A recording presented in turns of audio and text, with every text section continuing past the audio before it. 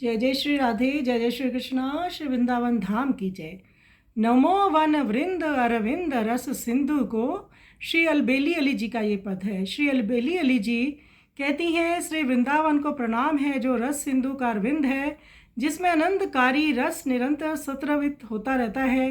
मन को हरने वाली नीलमणि श्री कृष्ण रूपी जहाँ जगमगाती रहती है तथा कनक की द्युति श्री राधा जी को देखकर आंखों में चकाचौंध हो जाती है। ब्रह्मा महेश शेष शुकमणि और कोटि कोटि शारदा सभी उसका वर्णन करते थक गए हैं, परंतु उनका किसी ने पार नहीं पाया है। श्री अलबेली अली जी कहती हैं कि जिस वृंदावन ये उन्मत्त होकर घूमती हैं वही प्रिय और प्यारी दोनों नित्य विद्यमान है। उन युगल सरकार के यहाँ विचरने से ही ये वृंदावन दिव्यता लिए हुए है, जो कि संतों का प्राण धन है, जहाँ सब राधे रानी के चरणों से भक्ति निकलती है। तो आइए श्री वृंदावन धाम को प्रणाम करते हुए इस सुंदर पद का हम श्रवण करें।